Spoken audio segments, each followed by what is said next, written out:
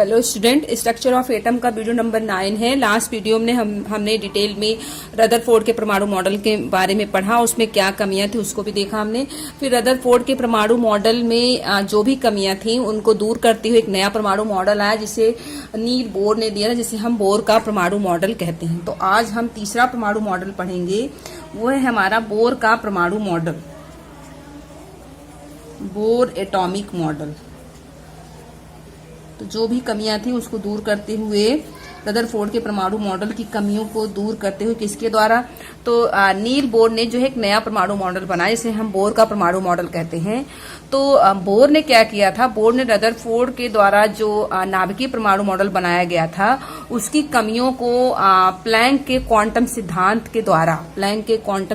के द्वारा उसकी कमियों को दूर करते हुए एक नया परमाणु मॉडल बनाया जिसे हम बोर का परमाणु मॉडल कहते हैं। आज हम वही डिस्कस करने वाले हैं। तो देखिए, इसमें हम सबसे पहले कि नील बोर ने जो है, नील बोर पूरा नाम है इनका बोर का, Niels Bohr proposed a new model of atom। Niels Bohr ने परमाणु का एक नया मॉडल बनाया जो किस पे आधारित था, बेस्ड अपॉन प्लैंक क्वांटम सिद्धांत, प्लैंक क्वांटम थ्योरी के आधार पर, प्लैंक क्वांटम थ्योरी के बेसिस पर जो है रदरफोर्ड की मॉडल की कमियों को दूर करते हुए नील बोर ने एक नया परमाणु मॉडल बनाया जो इस प्रकार से है। तो अब हम देखेंगे कि बोर ने अपने परमाणु मॉडल में क्या क्या बातें कही। तो मेन पॉइंट्स ऑफ बोर परमाणु मॉडल, मतलब बोर परमाणु मॉडल की क्या परिकल्पनाएं थी या फिर क्या उसके मुख्य बिंदु थे। तो मेन पॉइंट्स ऑफ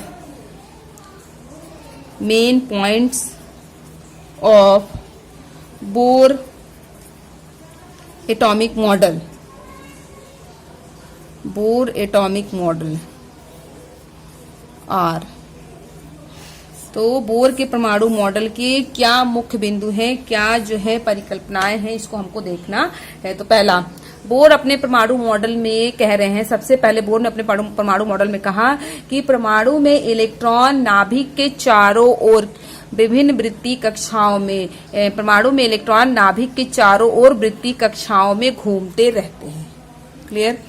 मतलब रदरफोर्ड ने अपने परमाणु मॉडल में स्पेशली नाभिक को ज्यादा ध्यान दिया, उन्होंने नाभिक के बारे में ज्यादा डिस्कस किया था। हाँ, ये भी बताया कि इलेक्ट्रॉन नाभिक के बाहर है बट कक्षाओं में है, लेकिन कि मतलब एक ही कक्षा में है, कई कक्षाओं में, मतलब फिर किन कक्षाओं में रह सकता है, किसमें नहीं रह सकता है, इन सब बातों पे बहुत ज्यादा उन्होंने डिस्कस नहीं किया था।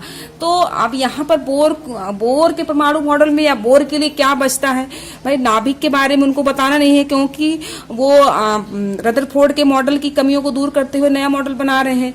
तो रदरफोर्ड ने अपने परमाणु मॉडल में स्पष्ट रूप से कहा कि नाभिक जो है परमाणु के केंद्र में उपस्थित है जो धनावेशित होता है। वास्तव में यही सही है। तो उसमें तो कुछ उनको सुधारना नहीं था, उनको बस इतना बताना था जो कि रदरफोर्ड ने पहले ही से कहा था कि मतलब परमाणु जो है, परमाणु के दो भाग हैं, एक नाभिक और नाभिक के बाहर का वह क्षेत्र जहां इलेक्ट्रॉन होता है। तो अब बोर को अपने परमाणु मॉडल में बस इतना बताना है कि नाभिक के बाहर इलेक्ट्रॉन किस जगह पर है और किन वृत्तीय कक्षाओं में है, तो किन वृत्तीय कक्षाओं में रह सकता है, क्या जितनी वृत्तीय कक्षाएं हैं सब में रहेगा या एक निश्चित प्रकार की वृत्तीय कक्षाओं में रहेगा। बस इसी चीज को बोर ने अपने परमाणु मॉडल में बताया। तो बोर ने सबसे पहले पॉइंट में बोर ने कहा कि परमाणु में इलेक्ट्रॉन नाभिक के चारों ओर वृत्तीय कक्षाओं में घूमते रहते हैं। मतलब इलेक्ट्रॉन जो है नाभिक के बाहर उपस्थित हैं। कहाँ पर उपस्थित है? वृत्तीय कक्षाओं में, और वृत्तीय कक्षाओं में वो स्थिर नहीं है, वो घूमते रहते हैं। तो सबसे पहले पॉइंट में उन्होंने कहा कि द इलेक्ट्रॉन्स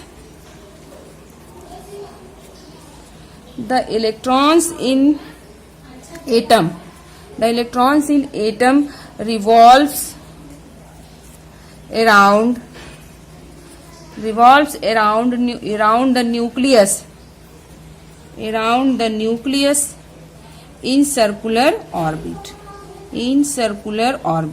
सिंपल सा बोर ने कहा कि इलेक्ट्रॉन जो है परमाणु नाभिक के बाहर वृत्तीय कक्षाओं में घूमता रहता है। दूसरे पॉइंट में क्या कह रहे हैं, चलिए ठीक है। अब इलेक्ट्रॉन कह रहे हैं कि नाभिक के बाहर वृत्तीय कक्षाओं में घूमते रहते हैं। फिर दूसरे में कह रहे हैं कि परमाणु नाभिक के चारों ओर अनेक वृत्तीय कक्षाएं संभव है। मतलब परमाणु नाभिक के बाहर अनेक वृत्तीय कक्षाएं संभव हैं, किंतु इलेक्ट्रॉन सभी कक्षाओं में नहीं घूमते हैं। देखिए ये कह रहे हैं कि इलेक्ट्रॉन नाभिक के बाहर कई वृत्तीय कक्षाएं संभव है, लेकिन इलेक्ट्रॉन सभी वृत्तीय कक्षाओं में नहीं घूमते हैं।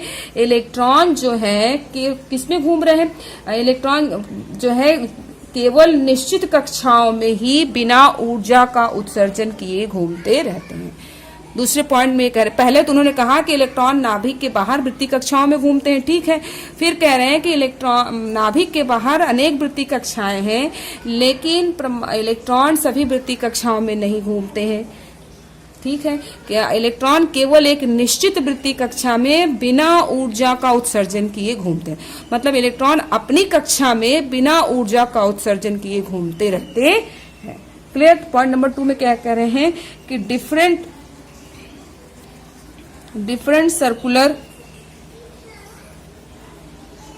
Circular orbits are possible. मतलब विभिन्न वृत्तीय कक्षाएं are possible around nucleus. Nucleus के बाहर कई वृत्तीय कक्षाएं संभव हैं, अनेक वृत्तीय कक्षाएं संभव हैं, लेकिन electrons cannot revolve, but electron cannot revolve in all possible circular orbit.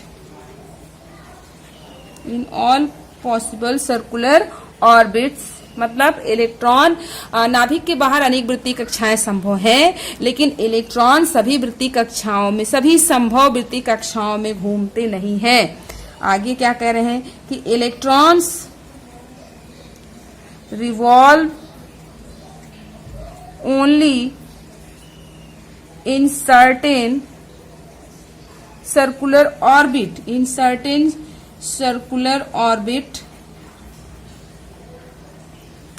without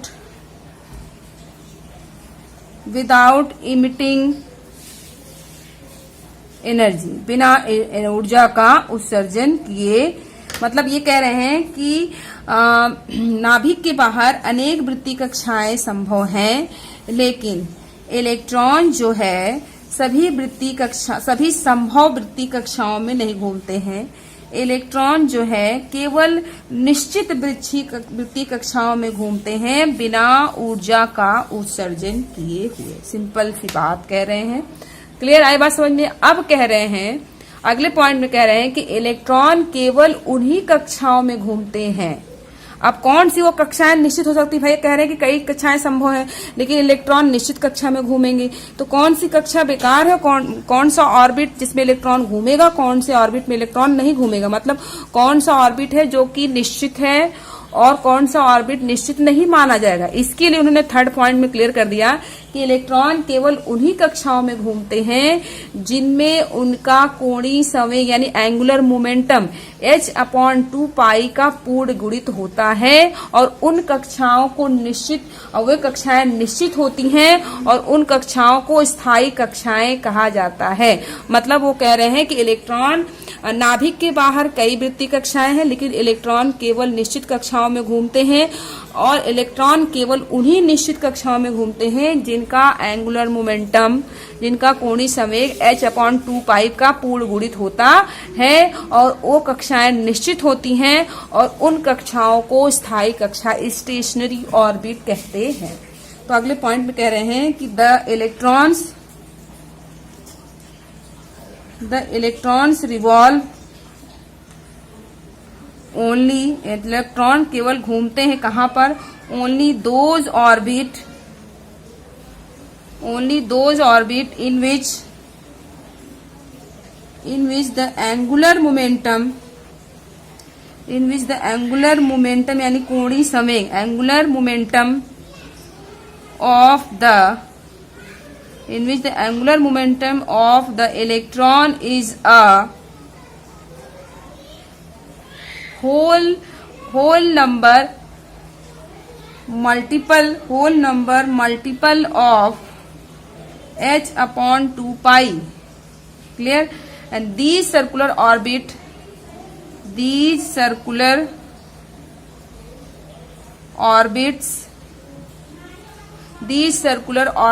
are fixed. और ऐसे सर्कुलर ऑर्बिट्स, ऐसी वृत्तीय कक्षाएं फिक्स्ड होती हैं, निश्चित होती हैं. एंड सच ऑर्बिट्स, इस तरह की कक्षाओं को आर कॉल्ड स्टेशनरी यानी स्थायी, स्टेशनरी ऑर्बिट्स कहा जाता है. इस तरह की कक्षाओं को स्टेशनरी ऑर्बिट कहते हैं. मतलब इलेक्ट्रॉन जो है वो केवल इलेक्ट्रॉन, देखिए इलेक्ट्रॉन रिवॉल्व यानी electron revolve only those orbit. Electron केवल उन्हीं कक्षाओं में घूमते हैं जिनका कोणीय संवेग जो है h अपॉन 2 पाई का पूर्ण गुणित होता है. और इस तरह के सर्कुलर ऑर्बिट्स को, इस तरह की वृत्तीय कक्षाएं फिक्स होती हैं और इन निश्चित कक्षाओं को हम स्थायी कक्षा कहते हैं, स्टेशनरी ऑर्बिट कहते हैं. क्लियर है? ये कह रहे हैं. अब देखेंगे जरा, इसके लिए उन्होंने बताया, यहीं पे फॉर्मूला बता दिया कि MBR या angular momentum of electron, angular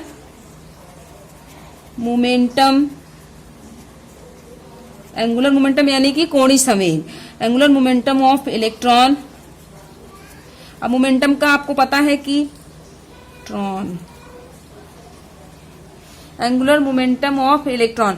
अब आपको पता है कि मोमेंटम यानी P is equal to mv होता है. यहाँ पे कह रहे हैं एंगुलर मोमेंटम ऑफ इलेक्ट्रॉन यानी कोणीय संवेग इलेक्ट्रॉन का. तो इसको किसी ने कहा कि कोणीय संवेग इलेक्ट्रॉन का क्या होता है, दैट इज MBR. MBR जो है वो NH अपॉन 2 पाई का पूर्ण गुणित है, H अपॉन 2 पाई का पूर्ण गुणित होता है, ऐसा कहा गया. ये कहाँ से लिया गया है? प्लैंक के क्वांटम सिद्धांत. हमने बताया कि बोर का परमाणु मॉडल जो है प्लैंक के क्वांटम सिद्धांत पर आधारित है. तो उसमें यही कहा गया कि इलेक्ट्रॉन केवल उन्हीं कक्षाओं में घूमेंगे जिनका कोणीय संवेग h अपॉन 2 पाई का पूर्ण गुणित होता है. तो एंगुलर मोमेंटम इलेक्ट्रॉन का क्या है? MBR equal to NH upon 2 pi. अब देखेंगे क्या क्या चीजें इसमें दी हुई हैं. देखिए M क्या हो गया? Mass of electron. M that is mass of electron, M मास है इलेक्ट्रॉन का. और V क्या है? That is velocity of electron, मतलब इलेक्ट्रॉन का द्रव्यमान. फिर V जो है वेलोसिटी यानी वेग of electron, velocity of electron, electron का वेग. ठीक है. उसके बाद आ जाइए आप R क्या है? दैट इज त्रिज्या. रेडियस किसका? रेडियस ऑफ द ऑर्बिट, कक्षाओं ऑर्बिट का, ऑर्बिट की त्रिज्या. तो M इलेक्ट्रॉन का मास, V इलेक्ट्रॉन का वेग, R जो है ऑर्बिट की त्रिज्या. और देखिए H लिखा हुआ स्मॉल h. H क्या है? That is Planck constant, that is Planck स्थिरांक. प्लैंक नियतांक या प्लैंक स्थिरांक बोलते हैं. H दैट इज प्लैंक स्थिरांक और H प्लैंक स्थिरांक की वैल्यू निश्चित होगी और वो होती क्या है? H इक्वल टू 6.626 इंटू 10 की पावर -34 जूल सेकेंड. तो जहां भी प्लैंक स्थिरांक की वैल्यू यूज करनी हो आपको ये यूज करना निश्चित होता है. क्लियर आए बात समझ में? तो M इलेक्ट्रॉन का मास है, V इलेक्ट्रॉन का वेग है, R ऑर्बिट की त्रिज्या है, H प्लैंक स्थिरांक है जिसकी वैल्यू ये दी हुई है. क्लियर? आगे अब क्या रह गया भाई? MBRH हो गया. पाई पता है, पाई बराबर 22/7 होता है. N देखें, N क्या है? What is N? N that is principal quantum संख्या, प्रिंसिपल क्वांटम नंबर, मुख्य क्वांटम संख्या. अभी क्वांटम नंबर हम आगे इसी चैप्टर में पढ़ेंगे जो कि बहुत ही इंपॉर्टेंट है. तो N क्या जो है बताता है? प्रिंसिपल क्वांटम संख्या. तो प्रिंसिपल क्वांटम संख्या क्या बताती है? प्रिंसिपल क्वांटम संख्या ये बताती है कि कोई भी इलेक्ट्रॉन किस सेल में उपस्थित है, सेल की संख्या को बताता है. या यूं कहिए कि किसी भी इलेक्ट्रॉन की एनर्जी लेवल को, एनर्जी ऊर्जा स्तर को बताने का काम करता है कि इलेक्ट्रॉन वास्तव में किस कोष में उपस्थित है. तो मुख्य क्वांटम संख्या ये दर्शाता है कि इलेक्ट्रॉन का कोष क्या होगा, इलेक्ट्रॉन किस कोष में उपस्थित है. कोष 4 होते होते हैं KLMN। क्लियर है, उसको भी मैं बताती हूँ।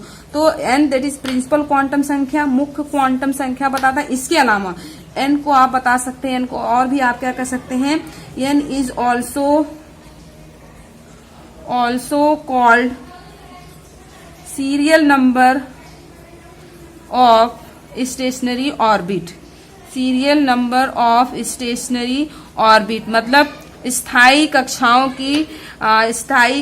की जो है क्रम संख्या को भी दर्शाता है। जैसे अब मैं इसको बनाती हूँ, इसके लिए ऑर्बिट बनाते हैं। जैसे सिंपल सा एक डायग्राम, ये बीच में है हमारे पास न्यूक्लियस, बीच में ये हो गया न्यूक्लियस, ये मान लीजिए इसको न्यूक्लियस हो गया। अब न्यूक्लियस के बाहर विभिन्न वृत्तीय कक्षाएं उपस्थित हैं। पहला A1, फिर हमने बना दिया 2, इसी क्रम में तीसरा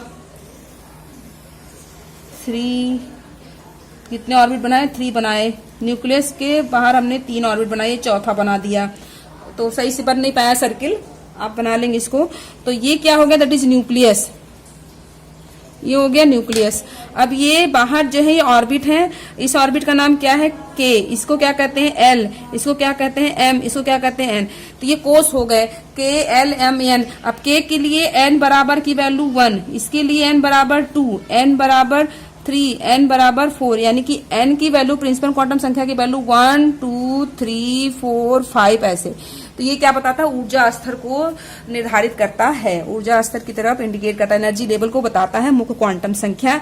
इसके अलावा ऑर्बिट की कक्षाओं, स्थायी कक्षाओं की जो है क्रम संख्या को दर्शाने का काम करता है। यानी कि यदि K ऑर्बिट है तो N बराबर 1, L है तो N बराबर 2, M है तो N का मान 3, N है तो N का मान 4 होता है। क्लियर, ये न्यूक्लियस हो गया and this one is orbit. ये सारे चारों क्या हैं आपके ऑर्बिट्स। क्लियर, आई बात समझ में। अब देखिए आगे क्या कह रहे हैं, आगे की जो है बोर अपने परमाणु मॉडल में नेक्स्ट वो क्या कह रहे हैं कि जो इलेक्ट्रॉन है, जो इलेक्ट्रॉन्स हैं वो एक ही पार्टिकुलर ऑर्बिट में, जब इलेक्ट्रॉन एक पार्टिकुलर ऑर्बिट में रहते हैं तो बिना ऊर्जा का उत्सर्जन किए वो घूमते रहते हैं। मतलब अपने निश्चित कक्षा में इलेक्ट्रॉन ऊर्जा का उत्सर्जन नहीं करते हैं, मतलब किसी प्रकार की ऊर्जा का लॉस या गेन नहीं होता, ना तो ऊर्जा अवशोषित करते हैं और ना ही ऊर्जा उत्सर्जित करते हैं अगर अपने ऑर्बिट में है। लेकिन जब इलेक्ट्रॉन एक ऑर्बिट से दूसरे ऑर्बिट में जंप करते हैं, जब इलेक्ट्रॉन एक ऑर्बिट से दूसरे ऑर्बिट में जंप करते हैं तो वो ऊर्जा का उत्सर्जन या अवशोषण करते हैं। तो अगले पॉइंट में बस यही, नेक्स्ट पॉइंट नंबर 4। तो पॉइंट नंबर 4 में क्या कह रहे हैं कि the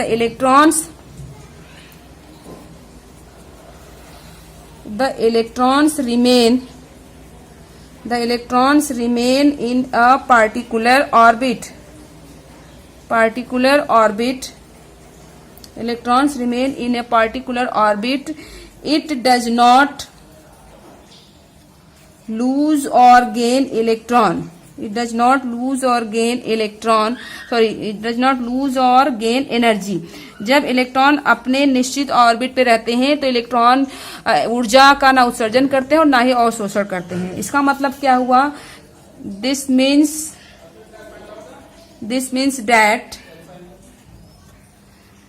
that energy of an electron in a particular orbit,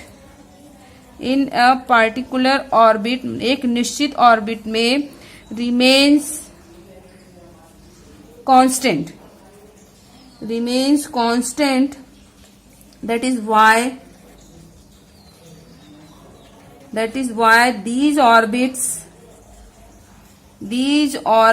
are also called stationary orbit.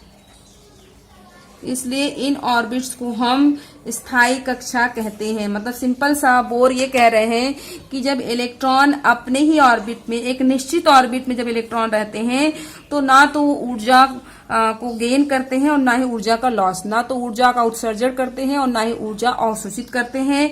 इसका मतलब ये होता है कि इलेक्ट्रॉन जो है वो जब निश्चित ऑर्बिट में रहते हैं तो किसी प्रकार की ऊर्जा का हानि नहीं होता, बिना ऊर्जा का उत्सर्जन किए घूमते हैं। जब अपनी कक्षा में होंगे तो नहीं भाई, जब अपनी कक्षा में होंगे तो क्या जरूरत है उनको ऊर्जा का उत्सर्जन या जो है अवशोषण करने की। अपनी कक्षा में अपने घर में है तो अपने घर में तो कोई दिक्कत नहीं, अपने घर में उनको ना तो ऊर्जा अवशोषित करनी है और ना ही ऊर्जा उनको जो है उस ऊर्जा का उत्सर्जन करना है।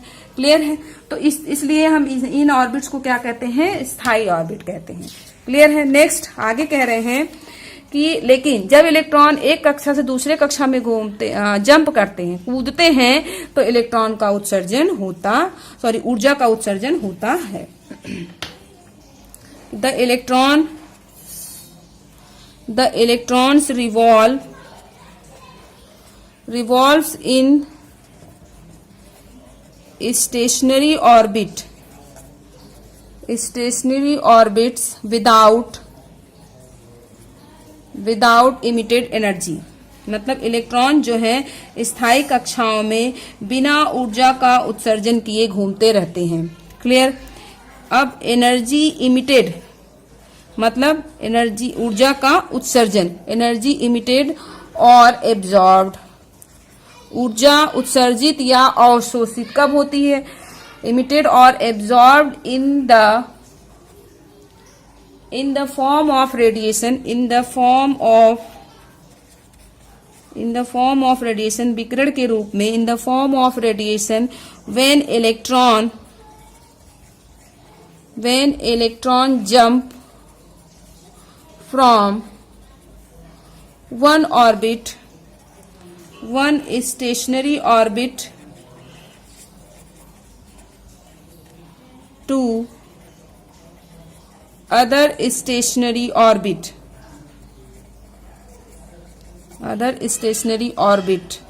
सिंपल से शब्दों में कह रहे हैं कि इलेक्ट्रॉन जब एक स्थायी कक्षा में रहते हैं तो ऊर्जा का उत्सर्जन नहीं करते हैं, लेकिन ऊर्जा उत्सर्जित या अवशोषित तब होती है जब ऊर्जा अवशोषित या उत्सर्जित या अवशोषित विकिरण के रूप में तब होती है जब इलेक्ट्रॉन कूदते हैं एक स्टेशनरी ऑर्बिट से दूसरे स्टेशनरी ऑर्बिट में। अब हमको देखना है कि कब ऊर्जा उत्सर्जित होती है और कब ऊर्जा का अवशोषण होता है। तो इलेक्ट्रॉन जब लोअर एनर्जी ऑर्बिट से हायर एनर्जी ऑर्बिट में जंप करते हैं तो एनर्जी एब्जॉर्ब होती है। तो कहने का मतलब है कि एनर्जी का एब्जॉर्प्शन कब होता है? जब इलेक्ट्रॉन जो है अपने निम्न ऊर्जा लेवल से उच्च ऊर्जा लेवल में, मतलब अपनी कम ऊर्जा वाली कक्षा से अधिक ऊर्जा वाली कक्षा में जब जंप करते हैं। भाई जाहिर सी बात है, यदि एक कमजोर बच्चा है और उसको जो है अच्छा बनना है तो जाहिर सी बात है अच्छे बच्चों में अपनी गिनती करनी है तो उसको ज्यादा जो है हार्ड वर्क करना पड़ेगा। तो मतलब ये है कि उसको एब्जॉर्ब करना पड़ेगा। लेकिन एक अच्छे बच्चे को कमजोर बनना है तो उसको जो है उसमें ज्यादा हार्ड वर्क नहीं करना पड़ेगा, मत पढ़े, अपने आप वीक हो जाएगा। तो कहने का मतलब ये है कि जब कुछ पाना है, एब्जॉर्ब करना है, तो अपने से ऊपर जाना है। और जब अपने से ऊपर जाना है मतलब जब हम निम्न से उच्च ऊर्जा पे जाएंगे तो एनर्जी एब्जॉर्ब होगी, लेकिन जब उच्च से निम्न में आएंगे तो एनर्जी जो है वो एनर्जी का उत्सर्जन होता है। क्लियर है? बाकी की बातें हम नेक्स्ट वीडियो में डिस्कस करेंगे।